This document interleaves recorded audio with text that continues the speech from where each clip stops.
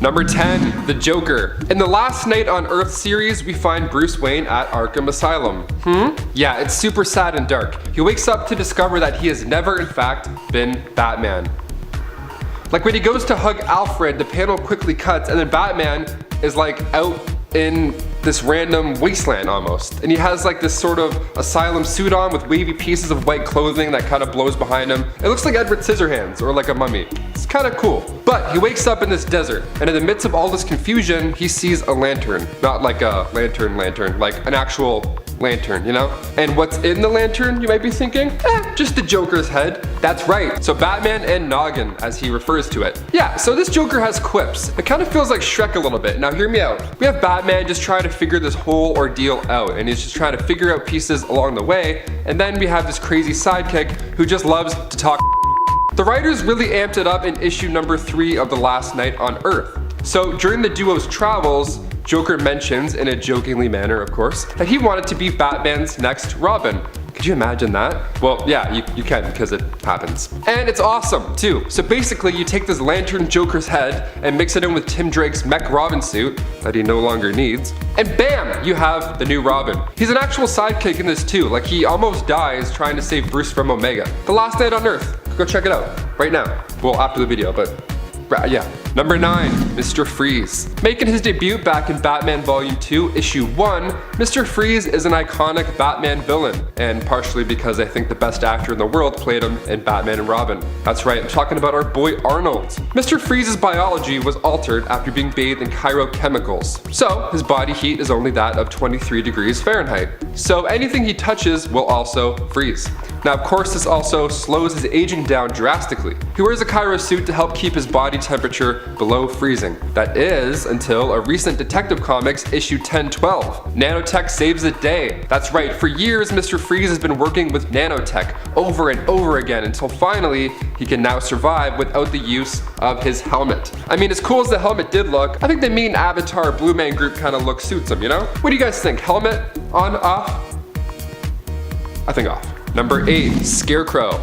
Okay, this next one's for the nerds who also like to game out. Jonathan Crane, aka Scarecrow, is one of my favorite villains, hands down. After making his first appearance in World's Finest Comics, issue 3, and also portrayed by Cillian Murphy in the Nolan trilogy, Scarecrow is known to use fear as a main weapon, which is pretty sick. So we see this in Batman Begins, but we really see the full effects of where he can go mentally, specifically in the game Arkham Asylum. I mean, he's insanely scary and quite the big deal. He almost acted like Freddy Krueger in some ways. Like one minute you'll be walking around in the middle of a mission, maybe you're scanning something, and then all of a sudden the camera starts to change a bit, and then the game changes, and all of a sudden you're in this crazy nightmare. And it's so smooth the way it happens that you get kind of concerned, someone who's actually playing it. I also love seeing this type of Scarecrow in a video game because it made me feel like I was part of it. Like literally I was part of the action. You feel like a detective in the entire game series, it's done so well, but then you also feel pretty scared when you're not sure if what you're seeing is supposed to happen in the game.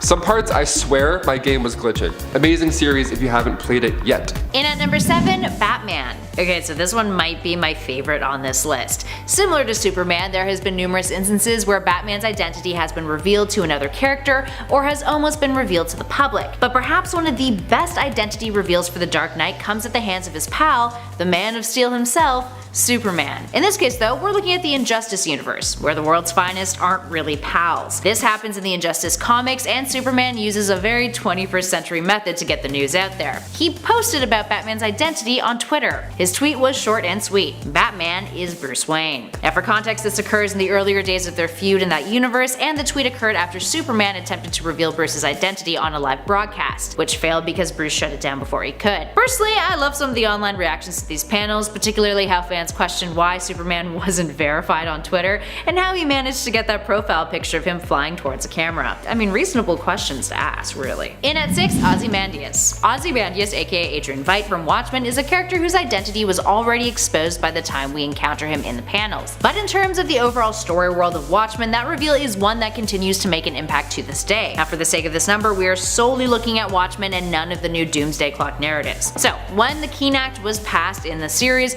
Ozymandias Ozymandias, the smartest man alive, took advantage of the situation and decided to publicly reveal his identity. In doing so, he used it as a marketing tool to further his ventures in the business world, building himself a multi-billion-dollar empire. Transparency has always been his shtick, so when it came to the reveal that he was ultimately behind the genocide scheme, his plan was so well orchestrated that there was no way anyone aside from his fellow peers, and us readers, would know the truth. That being said, Watchmen ends on a wee bit of a cliffhanger, with Rorschach having mailed his journal to a newspaper that reveals the truth prior to his confrontation with Veidt and his own death. Now, speaking of Watchmen character reveals, that brings us to our next number, in at 5, Rorschach. Alright, so here we have a number that was more of a reveal to readers rather than a reveal in the story, although technically it was one of those two. To be fair, Rorschach's identity is actually foreshadowed right from the very beginning of Watchmen, during Rorschach's first monologue. You can see his civilian identity, Walter Kovac, walking on the street below carrying his sign, "The End is Nigh." A flash of red hair very visible in the panel. Walter's appearance on the streets of NYC continued throughout the series, always with him holding his sign. Then when Rorschach is captured by the police after he's been set up by Ozymandias, we learn that the sign man and Rorschach are one and the same when he is demasked. And what he believes to be his true face, his mask, is ripped off of him. And when he's in prison, Rorschach's identity is revealed to all of the criminals he helped lock up. Yet when they riot and try to take him out, he outsmarts them yet again and maims them. And then is retrieved by Night Owl and Silk Spectre. Not rescued, just retrieved. He doesn't need rescuing. In at number 4, Batman and Superman. Okay, so this reveal is literally a 2-for-1. We are talking about that time that Batman and Superman in the Silver Age accidentally revealed their identities to one another, and it just made them closer friends. So back in 1952, Batman and Superman met and worked together for the very first time in Superman issue 76, long before they tag-teamed on the regular in World's Finest. Now in this story, the two of them shared a cabin while on a cruise ship, as Bruce Wayne and Clark Kent. When trouble is stirred up on board, they both react by saying they're tired and turn off the lights in their cabin. Then, while in the dark, they each quietly changed into their superhero costumes. But then, light pours through the porthole in their cabin, revealing the truth to one another. Pretty ridiculous, but also incredibly wonderful at the same time. Later versions of the story would be redone in more realistic ways, like in the animated 1997 Batman Superman World's Finest film. Up next at 3, Tara. DC's Tara has a different kind of reveal. She went from being a member of the Teen Titans to the shocking reveal that she was actually a villain, working for Deathstroke, and a completely different person than what we had seen her portrayed as being before. And also her and Deathstroke might have a weird, inappropriate sexual relationship. Tara is the pivotal character in the Judas Contract, which is one of the most iconic Teen Titans storylines to date. She would join up with the Titans, flirt with Beast Boy, and then all of a sudden this 15-year-old superhero revealed herself to have been infiltrating the team, motivated out of her hate and anger towards the world. One of her creators also called her a slut, so almost caused the downfall of the team too. The revelation of her true identity and motives occurred in Volume 2 of the New Teen Titans issue 34, and she would be later defeated for good, aka killed off, in the Tales of the Teen Titans Annual 3, 1984. Up next at 2, Spider-Man. Spider-Man is a character who's had reveals in both the comics and the MCU, and in both cases, the reveal has made major waves in their respective universes. Now let's start off with the MCU reveal, since that's the one that we haven't seen the full reaction to yet. So, in Spider-Man Far From Home, in the first post-credits scene, J. Jonah Jameson makes an appearance in which it's revealed that, despite Peter defeating Mysterio, the villain had the last laugh, framing Peter as a homicidal criminal. He reveals his identity as well, which Jameson then exposed to the public, much to Peter's shock. Now, in the comics, Peter has had to juggle a few different reveals in the past. Back in 1966's The Amazing Spider-Man issue 39, the Green Goblin found out Peter's identity after he found a way to neutralize his Spidey sense. He trailed Peter home to discover him returning to Aunt May's house, and he then attacked him on the spot. But perhaps the more important reveal came much later, during the second issue of the Civil War story event. Peter's identity was publicly revealed, and it would eventually lead to a series of terrible events, including Aunt May being attacked and almost dying, with Peter having to strike a deal with Mephisto to save her, which in the process undid his marriage to Mary Jane Watson and rebooted him in Brand New Day, where his identity became a secret once more. And last but not least, in at number 1, Iron Man. This one is a double whammy yet again. We are talking Tony Stark in both the comics and the MCU for this number, since both were pretty darn monumental. And really, there's been multiple occasions in the comics where Tony Stark has revealed his identity to the public, but he's also taken it back a bunch of times. In 1998's Iron Man Captain America Annual, Tony used just a device that made the world forget that he was a superhero persona. He once revealed his identity to the public in the middle of a press conference to save a dog. He revealed it again in Iron Man Volume 3, Issue 55 in 2002. It also happened in the first Civil War story event, which occurred between 2006 and 2007. Now that one was entirely intentional, and meant to be a permanent reveal, as a means of garnering support for pro-registration in Civil War Frontline Issue 1. What can we say? Tony loves the limelight, and he's strategic as f. But the best reveal comes in the form of the cinematic adaptation of Tony Stark. In the MCU, at the end of the first Iron Man film in 2008, Tony Stark holds a press conference and decides that he's going to reveal his identity as a superhero, which is the event that is responsible for kickstarting the rest of the MCU. And that, my friends, is something that changed everything. Even in our own world, the pop culture impact that the MCU has had is undeniable. Number 10. Mr. Sinister. From an obsession with capes to an army of Sinister clones to Miss Sinister to just his days as semi-mad scientist Nathaniel Essex, Mr. Sinister has changed quite a bit. Even just through his origins, we learn how much the character went through to become the villain he is today. Sinister took his name from the condemning description his wife gave him on her deathbed. She refused to forgive Nathaniel for his evil ways, calling him Sinister, a name which would stay with him and help him usher in a new role. He also has changed from just a human who is altered by Apocalypse's celestial tech to now being considered a full-fledged mutant in his current form. Number 9. Lucas Bishop. Bishop has gone from being a good guy to a bad guy a few times throughout the year, though most of the times I'd say when he is a bad guy, he's misunderstood. But it isn't just his alignment where we've seen change here and there throughout the years. He has also undergone some changes to his power set, being able to use his energy manipulation and absorption powers for more, becoming stronger, and he's had a few physical changes too. His bionic arm quickly became a classic part of his look, but he didn't always have it in the comics. He originally had 2 organic arms, but had one ripped off by Predator during the events of the Messiah complex, and had to have it replaced with a cybernetic prosthetic. Does he still have that prosthetic? We don't really know. It hasn't really come up yet in Dawn of X. He's always wearing gloves, so I can't tell.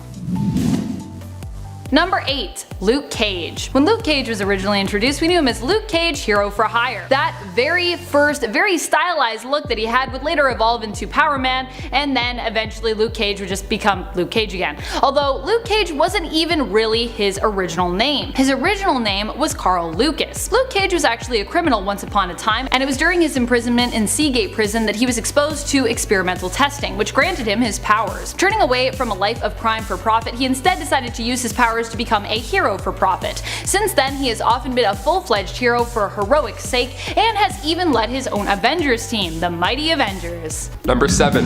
Poison Ivy. Taking place in Batman-Joker War, we find a ravaged Gotham City. The Joker has sent out all his goons to run around and basically mess the place up. Most of Batman's villains are just laying low at this point, just kinda waiting to see what happens, you know, just watching from afar. Now at this point, we haven't really seen much of Poison Ivy in the storyline. After a brawl with Punchline and Harley, most of Poison Ivy's hidden underground cave, called Eden, burned down. So Poison Ivy returns to look for Harley and she sees the damage. Oh, there were a few of Joker's goons inside, but they obviously didn't last long, as you would have expected. She explains to the last guy before she kills him that she's done with distractions, and instead of rebuilding this cave, which she easily could have done, she summons up this new plant called Devil's Ivy. Cool name too. Speaking of cool names, she reveals her new persona, Queen Ivy. That's right, shortly after she builds a throne, a fancy new outfit, and to top it all off, a crown.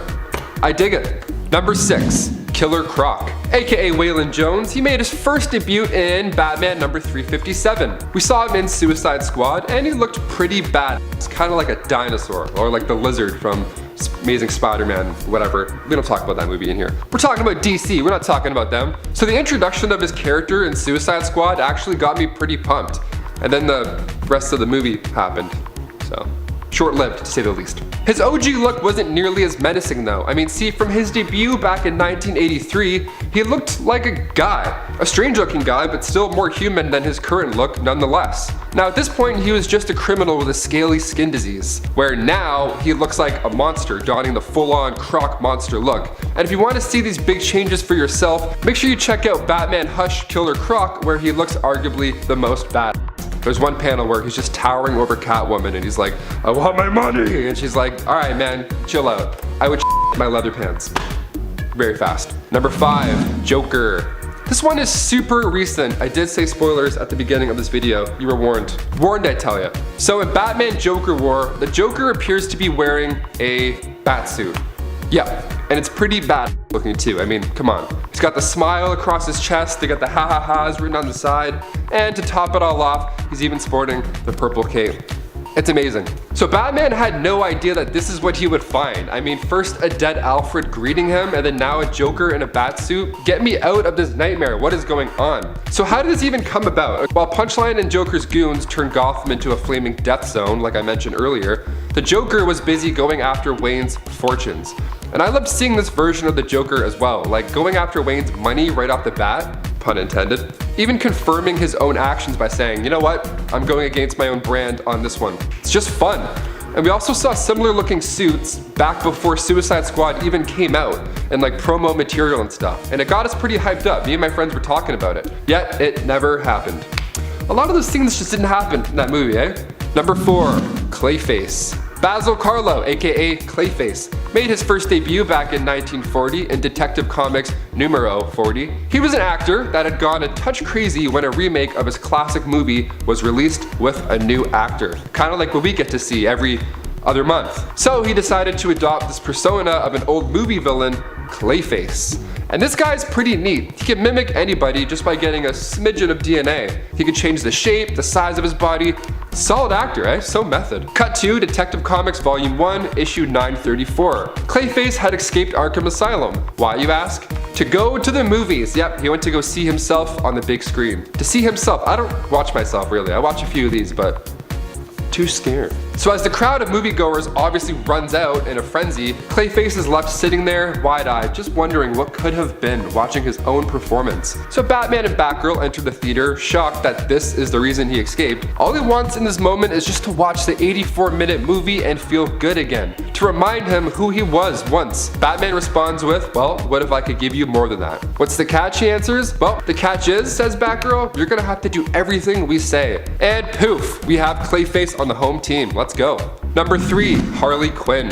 Making her first debut back in Batman Harley Quinn in 1999 and portrayed by the insanely talented Margot Robbie, literally one of the best actors on the face of the earth, Harley Quinn has always been known for flipping back and forth, changing sides. She's kinda weaving in and out a little bit, you know? Even her character evolution in the new DC movies alone, like looking at Harley in Birds of Prey compared to how we met her in Suicide Squad. In the comics, her relationship with the Joker is abusive and it's controlling, and Harley has histrionic personality disorder, so she has a lot of things in common with the Joker. So when it comes to seeking attention with all these crime lords, she's super entertaining when she tries to get Mr. J's attention. She uses her psychiatrist skills to get in close, you know, get in your head a little bit. She's super lovable as well. I mean, obviously, look who's playing her. I'm glad DC is moving Harley to be her own character in this new live action franchise. It's a nice message too. It's like, you know what, no matter how deep in love you are with a psycho, you can always break out of it, start a gang, and kick some bad guys' ass. There's always time, guys. Number 2,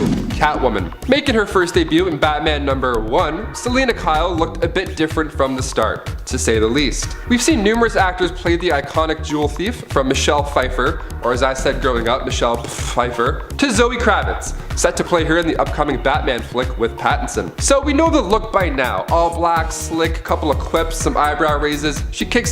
This look was never the case, however. In the first issue she appeared in, she was actually referred to as the Cat, simply put. And at this time, her outfit looked just a bit more lame, if I can say. She kind of looked like Doctor Strange in a weird way. The all yellow dress, the red cape, but the best part, she had a realistic fur mask. It wasn't until 1946 until her mask was changed to a more fitting look. Still not quite what we're used to, but it's a step in the right direction, that's for sure. Then in the 50s, she was deemed more of a sidekick to Batman rather than a villain. And finally, number 1, the Joker, Death of the Family. This next one is wild. And yes, the Joker was on this list more than once. Well, because I wrote it, okay?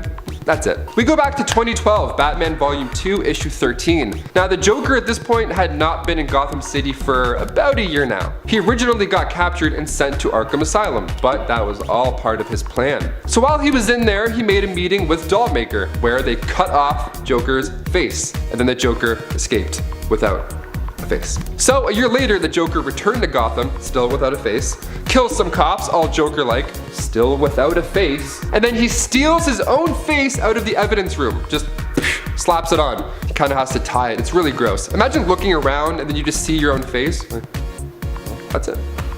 So he masks up, or faces up, whatever you want to call it, and then he captures Alfred. Wild. The look of this mask though, oh, it's so loose and gross. It looks like baloney. You gotta love it. Number 10, Kitty Pryde. But now she'd rather you call her Kate. We've seen a huge transformation for Kitty Pryde over the years. Her power levels have grown exponentially, with her now not needing to even hold her breath while using her powers. Her exposure to the ancient artifact known as the Black Vortex exponentially boosted her powers, allowing her to phase the entire planet of Spartax through its snug amber casing. She has since changed even more, becoming the fearsome Captain Kate in the new Dawn of X run. Kate becomes the captain of the ship known as the Marauder and recruits her own crew of mutant friends, a new team she calls the Marauders. That's right, she's taking that name back for the heroes this time around. No more bad guy Marauders. Her new look and role as the Red Queen has definitely been a massive change for Kate, but one that I think many of us have loved. Number 9, Gwen Stacy. Gwen Stacy was one of Peter Parker's first ever girlfriends and definitely remains his first love. Even with his long-standing relationship with Mary Jane, he'll never forget Gwen. But Gwen died a long time ago in comic book history, and she hasn't really ever officially come back to stay. So, how can she have changed if she's,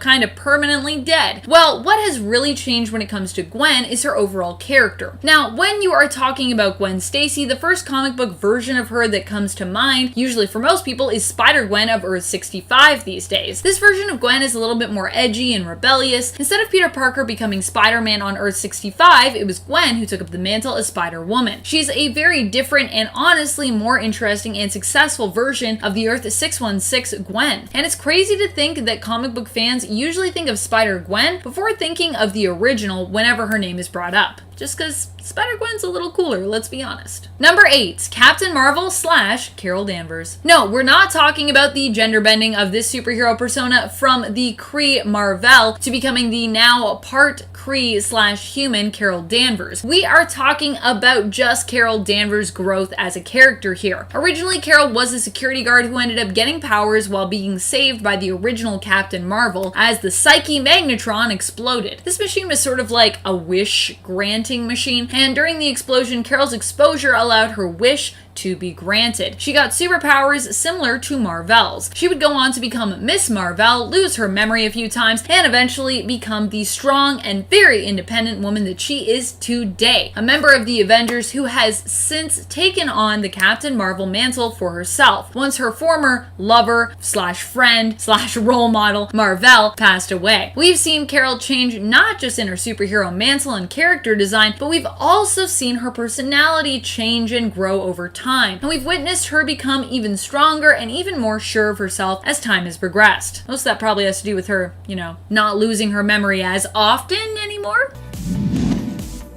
Number 7, Monica Rambeau. Monica has been through so many different costumes and identities since she was first introduced. While we did talk about Carol's change from Miss Marvel to Captain Marvel, before Monica was Photon or Spectrum, she was Captain Marvel. In fact, she was Captain Marvel not only before Carol Danvers, but before Genis Vell, Marvel's son, was even Captain Marvel. In fact, Monica only gave up the mantle of Captain Marvel, who she was originally introduced as in the comics, because of Genis Vell wanting to take over that mantle. In fact, that isn't the only mantle that Genis Vell took up that originally belonged to Monica. He now goes by the name Photon, which belonged to Monica in the 90s, before he took up that name in the early 2000s anyways. Monica has had to change names and superhero identities quite a few times it seems, because no one ever wanted to let her keep a name. In fact, she's actually only ever been known as Spectrum, her current superhero alias, since 2013. So I guess we'll wait and see if this sticks.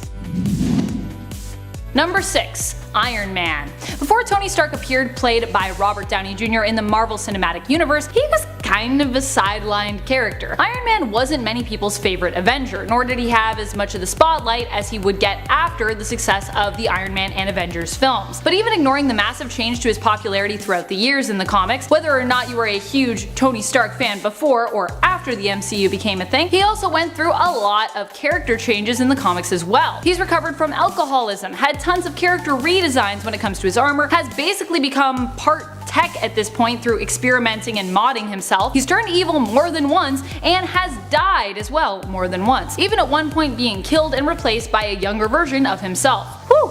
talk about growth.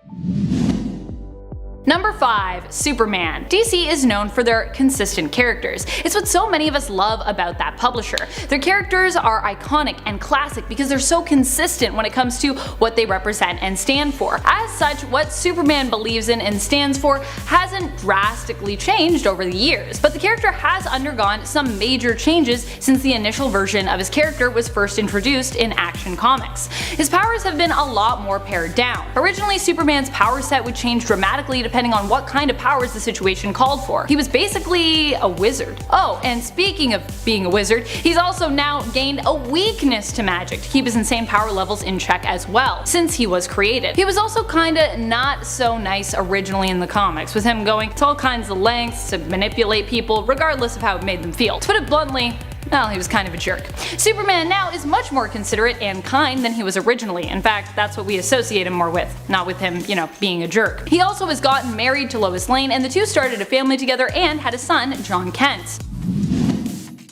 Number 4. Batman. Another DC staple who is known for being relatively constant. Batman has actually changed a lot since he was first introduced. Of course, now the original Batman isn't even really the same Batman, nor is Superman really the same Superman. What we mean is the Batman you were first introduced to in the pages of a Detective Comics was later retconned to be an alternate Batman, despite technically being, the first one. That Batman is now associated with the alternate world of Earth 2. That is where the character started, even if he was retconned to be an alternate. So many changes have happened to his character from then to now. Let's not forget that while Batman has a very strict moral code now, back then he was a man who was willing to kill and even use guns. He used to be a playboy, but has more recently had a more stable and ongoing relationship with main squeeze / on and off again partner Selena Kyle. He became a father to Damian, and he's had so many Robins since his first sidekick, Dick Grayson, appeared on the scene. So many Robins. Too many maybe.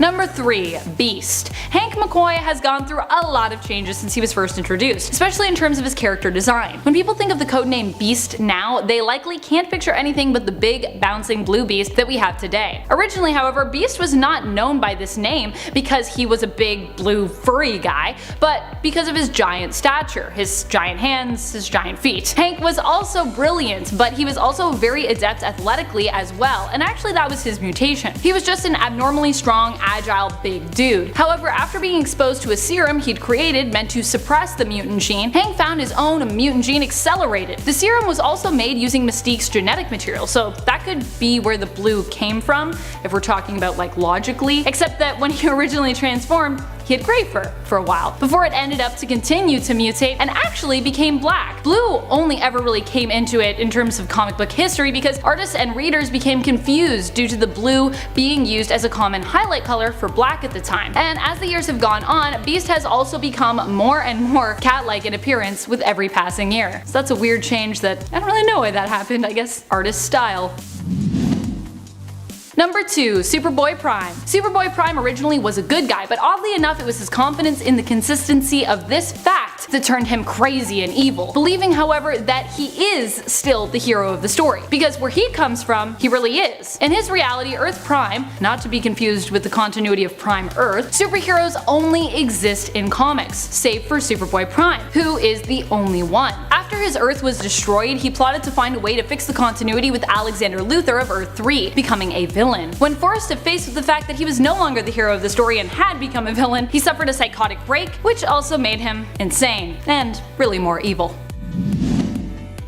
Number 1. Bucky Barnes. Bucky hasn't just changed in terms of his design, but he has also gone on to pretty much become an entirely different character since his early days. Originally, Bucky Barnes was the most happy-go-lucky sidekick of Captain America, Steve Rogers. That is until Bucky was suspected dead after going MIA on a mission. Steve would mourn Bucky, and Barnes' death would become known as one of the few comic book deaths to remain constant, being considered permadead for over 40 years. He was one of those characters who would just never come back, at least so we thought, until he did come back, with a robotic arm and a new role as a brainwashed military assassin working for Russia known as the Winter Soldier. Bucky would eventually become good again, but his time as the Winter Soldier would change him forever. Number 10. Red Hulk. Thaddeus Ross was always a Hulk villain, but originally he was just an irate military general who believed the Hulk was too great a threat to be allowed to live. He became obsessed with capturing and often killing the Hulk. His obsession only grew more fervent over time, driving him to madness and eventually leading into his transformation from human Hulk nemesis known as General Ross into the villain known as Red Hulk.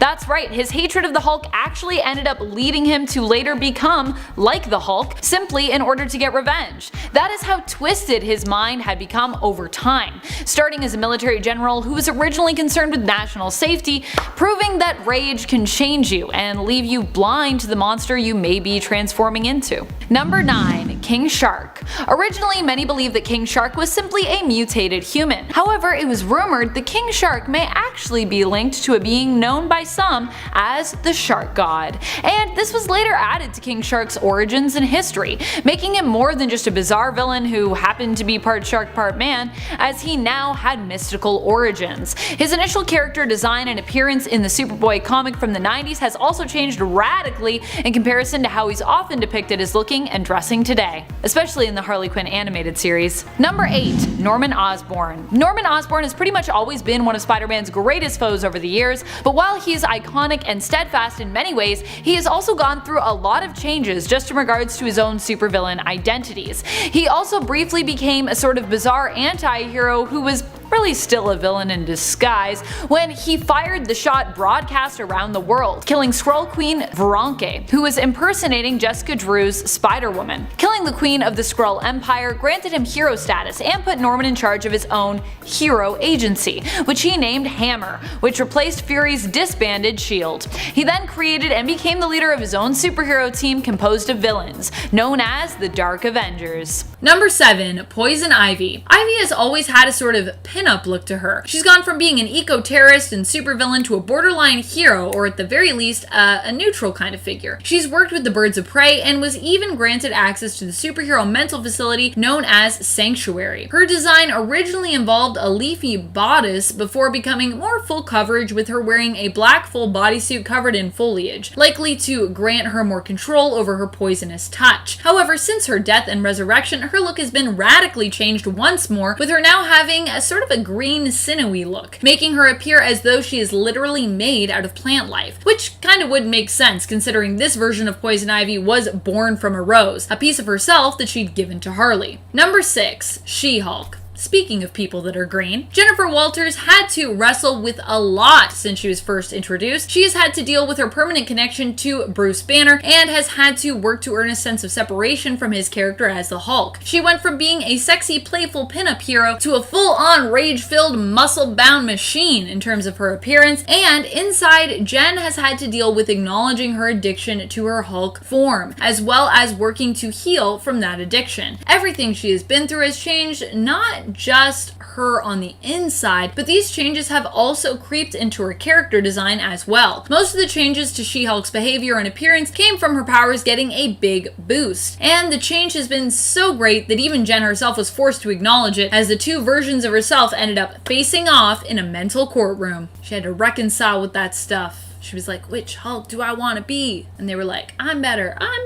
They're both pretty good, I think. Number 5. Dazzler. Alison Blair has had so many different looks over the years that have been so drastic, it's hard to keep track, because there are likely some comics, depending on which Dazzler you are most familiar with, where you wouldn't even recognize her. A lot of her changes have come about because when she was created, she was somewhat kind of trapped in a time capsule. She had a very disco era look to her because she originally came out in 1979, just as disco was kind of getting ready to fade into the background. This was also because originally her character was created in partnership with Casablanca and its founder Neil Bogart. However, eventually Casablanca pulled away from the project, leaving Dazzler as Marvel's sole property. As times and trends have changed, so did Dazzler's look. She got a redesigned costume from Professor X during her time with the X-Men that was more superhero looking and a little less disco. She's had almost every hair color under the sun: red, pink, and black, as well as her iconic long blonde hair look, but she's also worn her hair short and even shorter many times. Like most female musical artists, it seems that Allison also feels the need to reinvent herself often. Number 4. Dr. Octopus. Doc Ock went from a straight-up villain who once plotted to steal Aunt May's recent inheritance by marrying her and becoming Peter's new uncle, kind of a weird plan, to body swapping with Peter and becoming the new Spider-Man. Not how he wanted that plan originally to go. Of course, originally he simply aimed to just steal Peter's body, as his was failing him. But Peter ended up flooding Otto's mind with his memories and convincing him to turn heroic. Otto did end up being convinced and agreed to take on the mantle of Spider-Man, becoming Superior Spider-Man. And he stayed as Superior Spider-Man for quite some time, before eventually feeling that he had kind of ultimately failed and relinquishing the body back to Peter's consciousness. He has since reappeared with his more classic appearance and role, with no memory of his time as Superior Spider-Man, how convenient, but still, for the original Dr. Octopus, his time as Superior Spider-Man remains part of his history, and was definitely a huge change for the character, and one that went on for a while. Number 3. Venom. Eddie Brock has basically done a full 180. When he was first introduced, he was a Spider-Man villain who would stop at nothing to defeat Peter Parker, whom Eddie blamed for all of his misfortune. He ended up joining forces with a symbiotic being that Spider-Man himself had rejected, and their relationship together as Venom was solidified through their joint hatred of the wall-crawling vigilante. However, over the years, Eddie's focus would shift. Where this likely all started from was the tiny bit of consciousness we saw early on as Brock wrestled with his Venom persona when it came to not harming any civilians or innocents on his revenge mission. This goodness in him would grow over time, and now Venom is no longer really a villain, but is more of an anti-hero, and even often an ally to Peter Parker's Spider-Man, albeit usually a begrudging ally.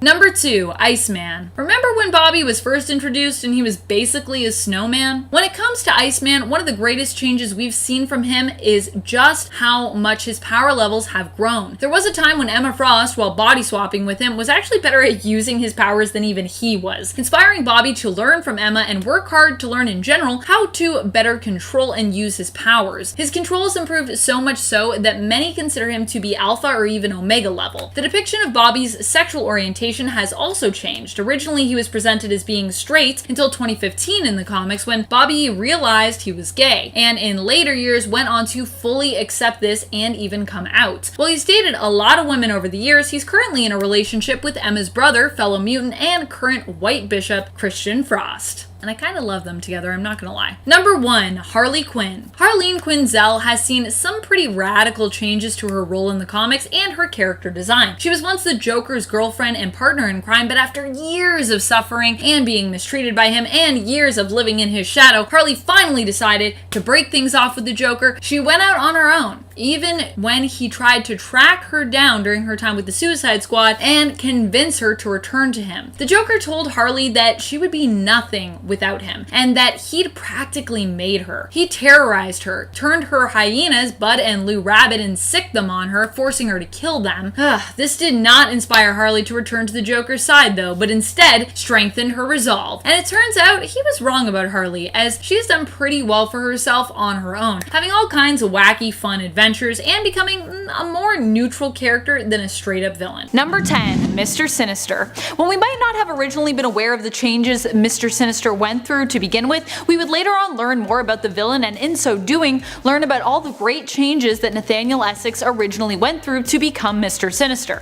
Sinister was created following Essex's turning to the dark side, becoming BFFs and partners with Apocalypse, and allowing Apocalypse to help Mr. Sinister evolve into the best, most freaky looking version of himself. Since we've come to know Sinister, he's also died at the hands of Rogue, and would later return as a bunch of different fail-safe clone versions of himself, including the iconic genetic virus implanted clone Miss Sinister, which would later allow him to be reborn as a mutant officially. Number 9. Apocalypse. Apocalypse is a villain who's kind of all about change, as that's kind of his mutant ability. And Sabinur discovered that evolution was his ability, and it is this power that kept him so strong and feared throughout time. That, and he also allowed himself to be altered by celestial technology. But not just his power levels and appearance have evolved over time. Apocalypse has also recently turned over a new leaf, joining his mutant brothers and sisters on the mutant nation and island known as Krakoa. There he begrudgingly works alongside his former enemies, even if he does often consider them to be still weaker than him. Still, he has fully embraced the ideals of Krakoa, even changing his name. He no longer goes by Apocalypse, but by, well, however you say this in Krakoan. In fact, he actually created his own name in Krakoan, as these symbols don't adhere to what we know of the Krakoan alphabet this far. I'm really hoping that someone at Marvel will start up a crash course in how to speak Krakoan, because I know how to read it, but how to speak it remains a mystery. And I still don't know exactly what Apocalypse's Krakoan name is. Although I assume it's something similar, but in Krakoan? Number 8. Kite Man. Kite Man was originally known as a B-list or even a C-list villain. Chuck Brown's Kite Man was actually a character inspired by Charlie Brown, who also had an affinity for kites. His original origins was simply that he was a kite-obsessed kid who grew up to become a kite-obsessed supervillain, belonging to Batman's gallery of rogues. However, when his character was reintroduced as part of the New 52, he was given a more tragic backstory of losing his son to a poisoned kite string, caught up in the war between Joker and the Riddler due to being the creator of Joker's Jokermobile, and getting involved with Batman. It's a really hard time for Kite Man there. The death of his son caused him to become a villain, and later somewhat of a hero, who is known as Kite Man. We've also gotten a relatively more humorous version of the villain, with more of a throwback to and play on his original C-lister status in the Harley Quinn animated series. However, the depiction of Kite Man in the Harley Quinn series has actually also led us to seeing a resurgence of his popularity, or has just allowed him to become popular, because I'm not sure if Kite Man ever had that before. Were people fans of Kite Man before the Harley Quinn animated series?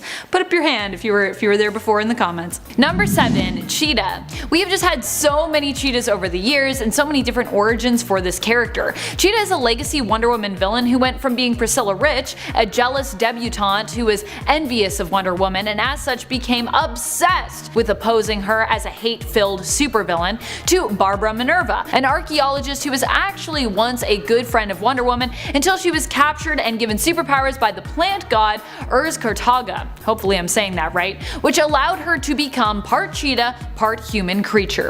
Barbara became an enemy of Wonder Woman not because she was jealous, but because she blamed Diana for not saving her. Yikes. Number 6. Galactus. Even with Galactus' origins, there was a lot of change going on with him from the beginning of his story. Just in his transition from alien humanoid and explorer Galen to the powerhouse that we know as Galactus. But while Galactus has been painted as a villain in the past, he also became understood as more of a neutral figure over time, with us even learning that although Galactus' insane power levels and hunger caused him to need to devour whole planets, he actually was a cosmic force that was needed when it came to maintaining balance in the cosmos. Basically, Galactus is a necessary evil. For a time though, he even moved from being more of a villain or neutral figure to actually being good, becoming the life bringer, a being who, instead of devouring planets and feeding on their energy, had the desire to recreate planets, including restoring the lost life and lost worlds that he had previously devoured. Of course, now he's back to being Galactus, so.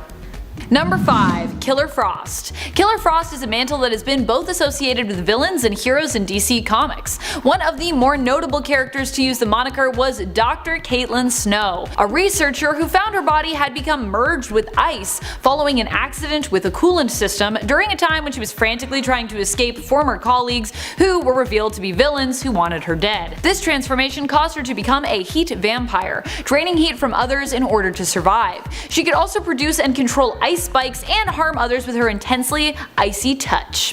Caitlin Snow has been a hero on a few occasions, but she has also been a villain on a few occasions as well, often changing back and forth and flip-flopping between the two. Similar to Morbius, her main purpose is seeking a cure to her condition, and her alignment often depends on which hero or villain best suits this purpose. Number 4. Joker. So you might be surprised to see Joker on this list. After all, there are some characters here who have changed from the side of villain to hero, which to some might be considered a bigger change than anything we've seen from the consistently villainous character known as Joker. However, I would argue that just because his alignment has not changed much doesn't mean that his approach to crime hasn't changed a lot. The Joker originally was introduced 80 years ago as a very dark and sinister clown, murderous certainly, but not quite as violent, shocking, or horrific as he is now. There have also been various spins and takes on this character when it comes to the Joker's philosophy in regards to why crime and Batman are just so important to him.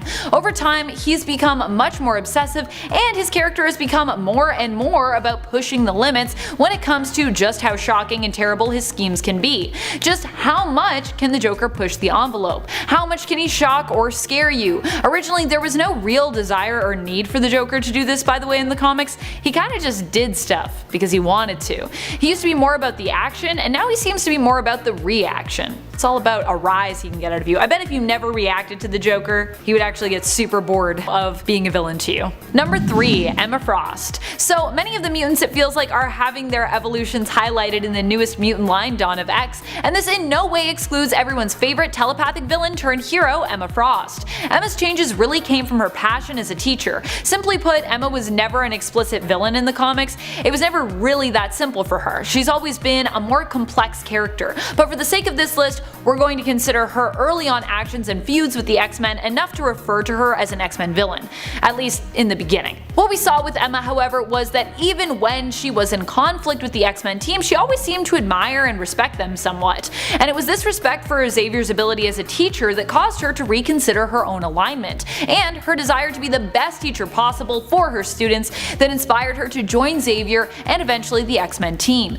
becoming more and more of a hero with each appearance as time went on, and as she also got closer to team leader Cyclops, aka Scott Summers. Number 2, Poison Ivy. Ivy herself has done a complete 180 since her initial introduction in the comics. She was originally a villain who used pheromones to seduce Batman, pining after him, and was painted as an eco-terrorist who put plant life before human life, often believing that humans needed to be exterminated. Since she was first introduced, Poison Ivy has actually moved closer towards becoming a hero, even starting to see that humans might not be as awful as she originally thought, and learning to tolerate and even form friendships with them through her bond with Harley Quinn. These two have actually proven to both be a huge part of contributing to the other's evolution, something that also often rings true in most people's everyday life. Many people learn and grow through the relationships that they form with others, giving us all a greater understanding of one another and the world around us. Number 1, Venom. Venom and Eddie Brock are probably the characters who have both undergone the most change together since their first introduction in the comics. It has honestly been a joy to read their growth and transition from supervillain to reluctant anti-hero to full-on anti-hero and even sometimes full-on hero. The symbiote we often refer to as Venom itself has had many partners over the years that it is bonded with, but it's safe to say that for better or for worse, Eddie Brock is the one who has inspired the most change in the symbiote, and the same could be said for the symbiote's influence on its main host, Brock himself. Starting us off in at number 10, Hail Hydra. In 2017, Steve Rogers became a Nazi. Well, okay, a duplicate of him from another reality was a Nazi. Specifically a Hydra sleeper agent who wreaked havoc on the 616 universe when he came out and started pursuing world domination in the name of Hydra. A bunch of characters ended up dying, and it felt like everything Captain America stood for was kind of obsolete during this arc. Like many of the changes on our list, this one did not stick. Besides, it was an alternate version of Cap anyway. But the Secret Empire conflict did make for a few drastic changes to the 616 universe, like killing off beloved longtime characters like the Black Widow, although she is back now. She's been cloned, because death is irrelevant in comics. Moving on to number 9, Spider-God. Spider-Man's origin story is arguably one of the most recognized in pop culture, bitten by a radioactive spider. The death of Uncle Ben. Great power means great responsibility. It's iconic. So, why ruin a good thing? That's a question a lot of Spider-Man fans had when J. Michael Straczynski decided to mix things up. Motivated by keeping up with the mythos of the character more in line with the first Spider-Man film, starring Tobey Maguire, which featured biological web shooters. He introduced a retcon in which Peter was actually linked to a totemic spider god instead of the spider bite being a coincidence. Peter was then wounded, built himself a cocoon, and then came out of it with more new powers. Unfortunately, this won't be the last time that we mention the web slinger on our list. Despite being one of Marvel's oldest and most beloved characters, he's also seen his fair share of retcons and adjustments that have outraged fans over the years. But more to come. Let's move on to our next number. In at 8, Goku. Moving away from the panels and taking a look up at the big screen, let's talk about our first movie adaptation change on our list that really pissed fans off. In 2009, Dragon Ball Evolution was released. It was a feature film meant to adapt part of the Dragon Ball saga, and it starred Justin Chatwin as Goku. Yes, that's right, they cast a white dude to be the lead for a live-action adaptation of an incredibly popular manga and anime. Rumor has it that the studio behind the film believed that casting a non-white actor would just make the film less marketable, but really it just made it more offensive and a complete joke. Plus, to be fair, it was not a good film at all. There was a lot wrong with it beyond Chatwin's casting. Speaking of whitewashing though, that brings us to our next number. Number 7. Riddler. Over the years, from a visual standpoint, the Riddler has changed quite a bit. He's also been varying levels of sane throughout the years as well. Though he's always been somewhat criminally insane, as that's a huge part of what makes him so obsessed with the world of riddles. He also always has a brilliant mind, and it's often his obsession with riddles and giving his enemies at least the ability to solve and then thwart him that often gets him caught. Riddler has gone from jet black hair to ginger hair and has even been spotted with a question mark mohawk before. He has been seen wearing his full spandex question mark suit originally, which became more and more of a question marked suit and tie look, to just a polished suit and tie look with hints of question marks, to back to that full spandex suit, to a trench coat, to Arkham Asylum prisoner garb. New Earth Edward Nygma also had a daughter who was only briefly around and known as Enigma, a sometimes pal of the Joker's daughter, Duella Dent. Look at where the Riddler started and finished, and you'll notice lots of visual and backstory changes to his character throughout the years. Number 6. Bane.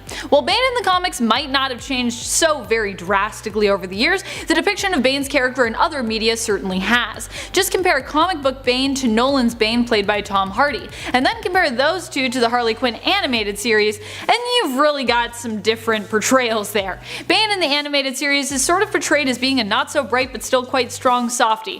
He is much less threatening than the other versions of Bane we have, and also much less of a genius, and he usually ends up as the butt of the other villains' jokes, and is often bullied by them, something that would likely never happen to comic book Bane or Tom Hardy Bane for that matter. If the Legion of Doom were the mean girls, he'd be their Karen. Number 5. Carnage.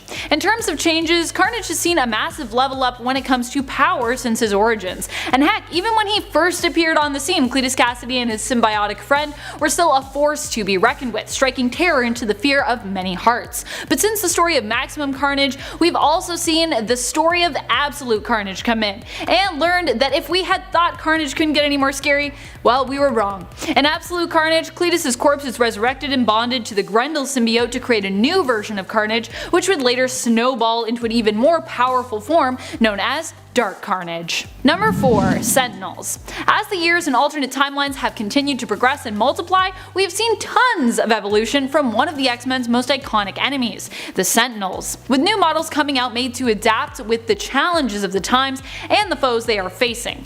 In X-Men Gold, we saw nanite technology used in the creation of Sentinels to make them even more deadly, allowing them to adapt as needed, altering their size and shape. In the X-Men film Days of Future Past, we saw the evolution of Sentinels using Mystique's DNA to allow these Sentinels to change shape, but not only that. The Sentinels of the alternate post-apocalyptic future we saw were also insanely durable and could transform their body into bioweapons. This was a reimagining of the Sentinel technology potential, where these robotic beings, created by Dr. Bolivar Trask, had now become the ultimate enemy to mutant kind. Number 3. Dr. Octopus. Dr. Octopus went through a fairly big change when he decided to abandon his dying, failing body and complete one last sinister plot to steal Peter Parker's body for himself. He succeeded in swapping bodies with Peter, leaving Peter's consciousness stuck in his old failing body, while he took up residence inside Peter's younger and much stronger body. However, Peter Parker's mind would still manage to convince Otto Octavius to not just let the change be a physical one, but also a mental one, swaying him to take up the mantle of Spider-Man and even inspiring him to set out on a mission to be an even better hero than Peter Parker was in the role. He took up the mantle of Superior Spider-Man. Well, now he's kind of being returned to his more classic appearance via a reborn duplicate of consciousness. Otto's time as Superior Spider-Man gave us the most changed version of the character we've ever seen. Number 2. Loki. Loki has been on a roller coaster of change over the years. While the Marvel Cinematic Universe may have introduced us to a more classic Loki, evil adopted brother of Thor and Norse god of mischief, the reality is in the comics Loki has seen all kinds of crazy changes made to his form and character since he first appeared. After Loki and everyone died during Ragnarok, we saw him return in a female form, taking Sif's body for his own, and we had Lady Loki. Loki would later be returned to his male adult body after Sif reclaimed her own physical form. But then Loki would die again and instead be returned to us as Kid Loki, who was more heroic and far less villainous than his original counterpart. And now we have Loki Prime, who basically has returned to his original form but also holds within him all the altered forms that have come previous. He has the absorbed knowledge of the different versions we've known over the years and can transform into any of them at will, even forms he didn't necessarily choose for himself. Number 1. Harley Quinn. Harley Quinn has seen momentous change over the years to her character. She has become independent of the Joker while starting out as simply a small character who is meant to be his little sidekick and girlfriend. She moved from the Batman animated series to the comics to the big screen. Her outfit has changed multiple times and her attitude has also changed along with it. As she's become more self-aware, she's begun to question more why she does what she does, attempting to understand her motivations and even better, herself, moving slightly closer with every passing year from the category of ultimate supervillain towards the role of anti-hero. Just creeping up there. Starting us off in at number 10, Superman. Over the years, Superman's identity has been revealed, almost revealed, shared amongst allies, discovered by enemies, you name it. For a dude whose identity is masked solely by a pair of spectacles, the fact that he has remained anonymous to most is actually kind of impressive. Now, in 1986 in Superman issue 423, we got to see Clark Kent's secret identity exposed during a live television broadcast in a story penned by Alan Moore. Now, this would eventually be tossed out from continuity when Man of Steel would be rebooted, and the title of Superman's comics would be altered after this issue to Adventures of Superman, although still kept the issue count. Now, of course, Brian Michael Bendis is planning on having Superman reveal his identity as Clark Kent to the world again in the most recent run of his comics, because in case you didn't know, Bendis is attempting to ruin everything iconic about Superman. Remember when he decided to rewrite what happened to Krypton and Superman's father? Yeah, that was dumb and disappointing. So don't expect much from this upcoming story. But according to him, he's just bringing Superman closer to being, I quote, the best version of himself. Ugh. Up next, number 9, The Great Machine. Our next number comes from Brian K. Vaughan's Ex Machina, a series under DC's Wildstorm imprint. Now, the story follows the life of a vigilante named The Great Machine, a fellow whose identity is Mitchell Hundred, who in this universe is the one and only superhero in existence. Now, the narrative jumps between flashbacks of The Great Machine's days as a superhero and present-day events when Mitchell is the mayor of New York. One of those flashback moments occurs in the 38th issue of the series, where we finally see how Mitchell's identity is revealed to the public and made public knowledge. Mitchell chooses to unmask himself when he announces that he is running for mayor of New York. Mitchell has chosen to reveal himself this way as a means of winning over more voters. If he's willing to sacrifice his life on a daily basis for the well-being of New York City citizens, imagine how devoted he'll be as mayor of that city. Yeah, it's actually a pretty smart platform to run with. In at number 8, Green Lantern John Stewart. In 1985, in Green Lantern Volume 2, Issue 188, John Stewart revealed his identity. At the time, he was the only operating Green Lantern on Earth, with Hal Jordan having just retired from the Corps. John reveals his identity during an interview on a news channel with reporter Tawny Young. Generally, it wasn't too much of a blow to his reputation, minus getting fired from his day job, which kinda sucked. But from then on out, John Stewart's identity remained out as public knowledge, and in the following year, after waking up from the coma he was in, fellow Green Lantern Guy Gardner would also adopt the open identity and lack of a mask as well. In at 7, The Ancient One. As much as we all love Tilda Swinton, or maybe as much as I love Tilda Swinton, this was a bit of a controversial move on Marvel's part. In Marvel Studios' Doctor Strange, Swinton was cast as the Ancient One. The Ancient One in the comics had long been seen as a problematic character, a stereotypical and arguably offensive Asian character who serves as Strange's mentor and teacher. Marvel Studios changed the character to be a Celtic interpretation of the Ancient One instead, which had a lot of fans pissed off. Despite the racial stereotyping, many felt that Marvel Studios had a responsibility to do better than the comics by casting an Asian actor, ultimately providing better Asian representation. In at number 6, Hal Jordan and Parallax. In the aftermath of the Death of Superman arc, Hal Jordan's home of Coast City was destroyed by one of those knockoff Superman replicas who rose up to replace the Man of Steel when he was presumably deceased. That's a whole other Pandora's box for another day though. The focus here is Hal. He went a little mental and decided to use his ring to recreate his home and save the 7 million innocent people who had died because of this tragedy. That went against the rules of being Green Lantern. You can't use your ring for personal gain. The Green Lantern Corps called him out, and what did Hal do? He went on a rampage. Fought them, killed some of them, and this comic book cover will forever be seared into our memory. Oh, the rings. Turns out he was actually being possessed by Parallax, who had manipulated Hal into getting its freedom.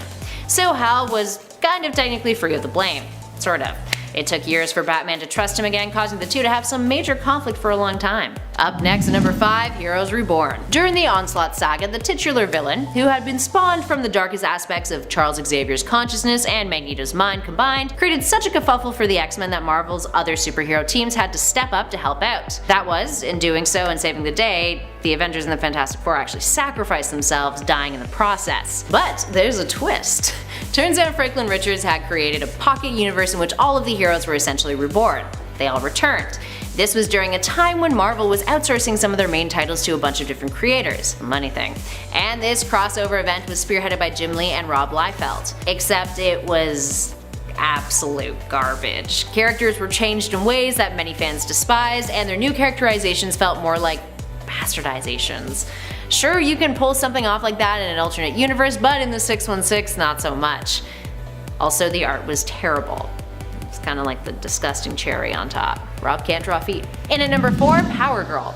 Power Girl has had a rough one when it comes to retcons. The DC superhero started off as a character from Earth 2, the alternate Earth in the multiverse that is home to the Golden Age versions of DC characters. She was the Earth 2 version of Supergirl, which made perfect sense. But then Crisis on Infinite Earths happened, which essentially reset the DC multiverse and led to some major changes for some of its most beloved individuals. Power Girl got an overhaul, one that made little sense at the time, to many fans' dismay. So the event had wiped out Earth 2, and she then just existed on DC's Prime Earth, so her origin story was reinvented to make her a descendant of an Atlantean sorcerer. Kinda left field, isn't it? Also made zero sense. Eventually things were retconned back during Infinite Crisis, and she became Supergirl from another timeline again. Thankfully. Up next, number 3, Rick Grayson. As my fellow host Sasha succinctly put it, now I can read Nightwing again. Oh god, in case you have been under a rock as far as DC is concerned lately, and to be fair, at times I wouldn't blame you, you may be unaware that Dick Grayson, the boy wonder Robin who grew up and became Vigilante Nightwing, leader of the Teen Titans, and even helmer of the Batman mantle at one point, lost his memory, and started calling himself Rick. It was really lame. He didn't even spell Rick with a K, that's how edgy it was. Which like I also don't get, because like, were they just trying to make it distinct from Dick? But it literally rhymes with Rick. This all went down when Nightwing was shot in the head with a sniper rifle by KG Beast. He survived, but he lost his memory, dealt with severe trauma, and then moved to Bloodhaven, becoming a taxi driver. He started to drink heavily and gamble, and he was aggressive. And he had no memory of his life as a crime fighter. So when he did find out, he tried very hard to wipe that whole past life clean and even set fire to his hideout. Eventually he couldn't keep his true nature buried and ended up becoming a vigilante again, readopting the Nightwing mantle when helping out the Bloodhaven police. Then in Nightwing issue 68, his memory came back after a confrontation with his ancestor William Cobb, and he found out that his amnesia had actually been further manipulated by the Court of Owls in an attempt to make him their next Talon. In at number 2, the black symbiote suit. In the aftermath of the first Secret Wars event, Spider-Man returned home to Earth wearing a black costume that he had acquired from a strange machine while on Battleworld. Fans were not keen on this change, and it was promptly altered, with the black suit eventually being a living symbiote alien that Mr. Fantastic had to help Parker remove before it was too late. That symbiotic alien would go on to become Venom, bonding with host Eddie Brock and becoming one of Spidey's most iconic antagonists. But where did the idea for a black suit come from? Back in 1982, a fan from Illinois named Randy Schuler mailed Marvel a letter with an idea for a new costume for the web-slinger. Marvel purchased that idea for a mere $220. The design was then modified by Mike Zeck. While a lot of fans weren't into it, the alien costume saga is actually known for how mature the relationship between Parker and Mary Jane Watson was depicted. And really, something fantastic came out of the controversy, so it's kind of a win-win, right? That's not so much the case for our next number though. Last but not least, in at number 1, the Superior Spider-Man. We are ending off this list with yet another Spider-Man controversy that fans really did not like. We're talking about the Superior Spider-Man and the Dying Wish story arc. Now, in case you're unfamiliar, Dying Wish was an arc in which Otto Octavius, Dr. Octopus, was dying, and he decided to switch bodies with Peter Parker so that his consciousness went into Parker's body and vice versa. The result meant that Peter was trapped in Otto's body, causing him to die. Otto went on to resume Peter's identity as Spider-Man, except upgraded his suit and called himself the Superior Spider-Man. And while he was morally ambiguous, he did manage to turn out to be a bit of a hero in the end. As you can imagine, people were outraged with the whole thing, so much so that eventually Peter was brought back by some convoluted comic book magic and the status quo was returned.